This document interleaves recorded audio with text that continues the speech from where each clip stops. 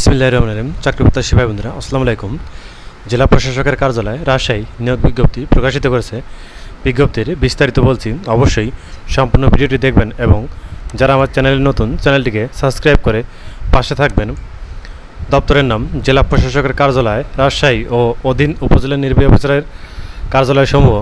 ক্রমিক নং 1 পদের নাম অফিস সহায়ক, পদের সংখ্যা 13টি, বেতন গ্রেড 20তম গ্রেড, যোগ্যতা কোনো স্বীকৃত বোর্ড হইতে মাধ্যমিক স্কুল সার্টিফিকেট বা সমমানের পরীক্ষা উত্তীর্ণ।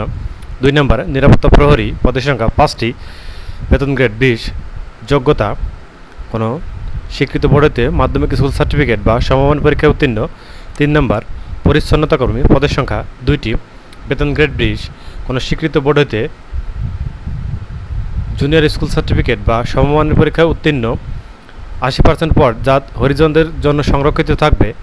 4 নম্বর সার্কিট হাউস রাজশাহীর জন্য সহকারী বাবুর্চি 1 জন, বেতন গ্রেড 20, কোনো স্বীকৃত বোর্ডেতে জুনিয়র স্কুল সার্টিফিকেট বা সমমানের পরীক্ষা উত্তীর্ণ। রান্নার কাজে কমপক্ষে 5 বছরের অভিজ্ঞতা থাকতে হবে। 5 নম্বর নিরাপত্তা প্রহরী, পদের সংখ্যা 1টি, বেতন গ্রেড 20, কোনো স্বীকৃত বোর্ডেতে মাধ্যমিক স্কুল সার্টিফিকেট বা সমমানের পরীক্ষা উত্তীর্ণ। শর্তাবলী: প্রার্থীকে অবশ্যই জন্মসূত্রে বাংলাদেশের নাগরিক ও রাজশাহী জেলার স্থায়ী বাসিন্দা হতে হবে। বিবাহিত মহিলা প্রার্থীদের ক্ষেত্রে স্বামীর স্থায়ী ঠিকানা উল্লেখ করতে হবে। জেলা প্রশাসক রাজশাহী বরাবর আবেদন করতে হবে।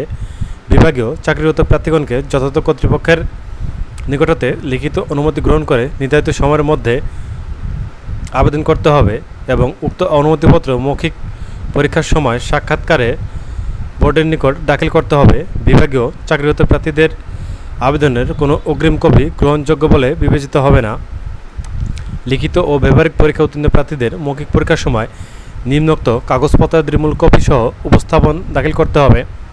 অনলাইনে পূরণকৃত আবেদনপত্রের কপি, শিক্ষাগত যোগ্যতা প্রমাণস্বরূপ সকল সনদপত্র বা সাময়িক সনদপত্র, পৌরসভার মেয়র, সিটি কর্পোরেশনের ওয়ার্ড কাউন্সিলর, ইউপি চেয়ারম্যান কর্তৃক প্রদত্ত নাগরিকত্ব সনদ দাখিল করতে হবে।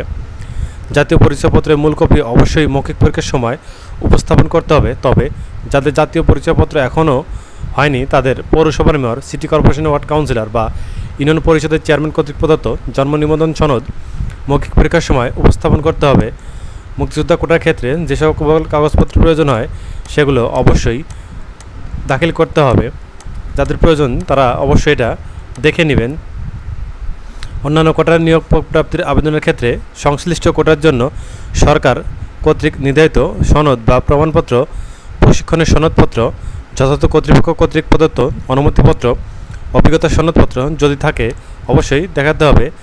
লিখিত এবং ব্যবহারিক পরীক্ষা উত্তীর্ণ প্রার্থীদেরকে মৌখিক পরীক্ষার সময় নিয়োগ বিজ্ঞপ্তিতে ও আবেদনপত্রে উল্লেখিত সকল সনদ ও কাগজপত্রের সত্যায়িত ছায়ালিপি 1 সেট মৌখিক পরীক্ষা গ্রহণকারী কর্তৃপক্ষের নিকট জমা দিতে হবে।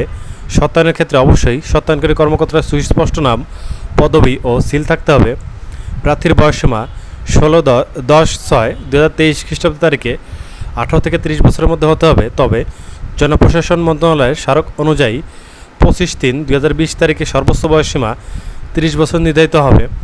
বীর মুক্তিযোদ্ধা, শহীদ বীর মুক্তিযোদ্ধাদের পুত্রকন্যা এবং শারীরিক প্রতিনিধিদের ক্ষেত্রে বয়সসীমা 32 বছর পর্যন্ত শিথিলযোগ্য। বয়স নিরূপণের ক্ষেত্রে কোনো এফিডেভিট গ্রহণযোগ্য নয়। নিয়োগের ক্ষেত্রে সরকারি সকল বিধিবিধান এবং কোটা সম্পর্কিত প্রচলিত নীতিমালা অনুসরণ করা হবে। নির্দিষ্ট কোটায় নিয়োগের জন্য আবেদনের ক্ষেত্রে প্রার্থী তার দাবির সপক্ষে সরকার নির্ধারিত সনদপত্র প্রমাণক মৌখিক পরীক্ষার সময় প্রদর্শন করতে না পারলে তার দাবি অগ্রাহ্য বলে গণ্য হবে এবং তাকে সাধারণ প্রার্থী হিসেবে বিবেচনা করা হবে।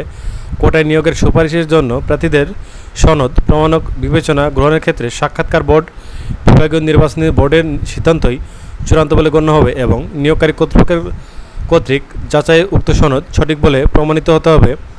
অসত্য, ত্রুটিপূর্ণ, অসম্পূর্ণ আবেদনপত্র বাতিল বলে গণ্য হবে। কোনো প্রার্থী অসৎ উপায় অবলম্বন করলে কিংবা প্রার্থী কর্তৃক প্রদত্ত কোনো তথ্য নিয়োগ কার্যক্রমের যে কোনো পর্যায়ে বা নিয়োগদানের পরে ও অসত্য, ত্রুটিপূর্ণ প্রমাণিত হলে তার প্রার্থিতা, নির্বাচন, নিয়োগ সরাসরি বাতিল বলে গণ্য হবে।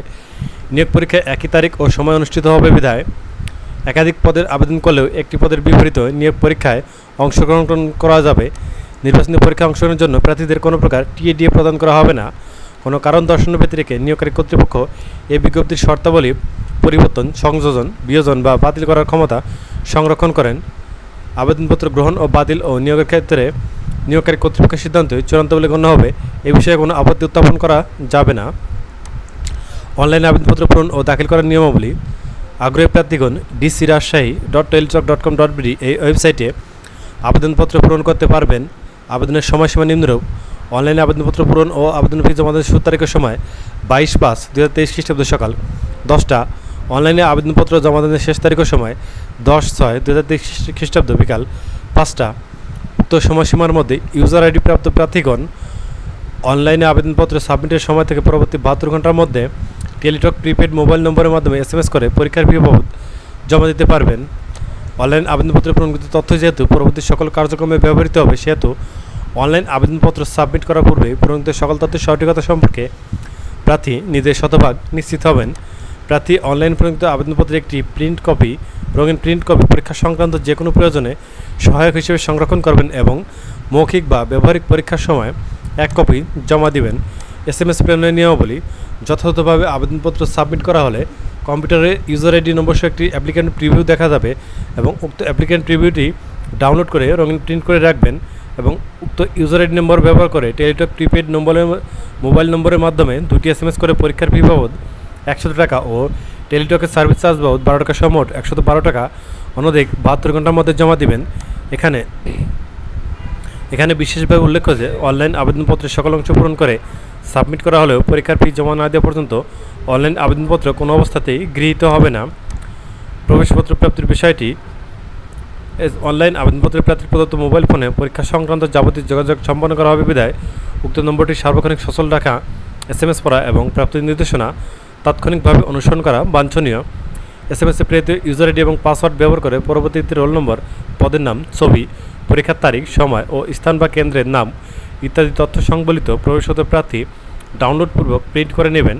প্রার্থী প্রবেশপত্রটি লিখিত পরীক্ষায় অংশগ্রহণের সময় এবং উত্তীর্ণ হলে মৌখিক পরীক্ষার সময় বা ব্যবহারিক পরীক্ষার সময় অবশ্যই প্রদর্শন করবেন। বিশেষ দ্রষ্টব্য: শেষ তারিখ ও সময়ের জন্য অপেক্ষা না করে হাতে যথেষ্ট সময় নিয়ে আবেদনপত্র পূরণ ও আবেদন ফি জমাদান করতে পরামর্শ দেওয়া যাচ্ছে। ধন্যবাদ। এরকম আরও চাকরির ভিডিও পেতে হলে অবশ্যই আমার চ্যানেলটিকে সাবস্ক্রাইব করে পাশে থাকবেন।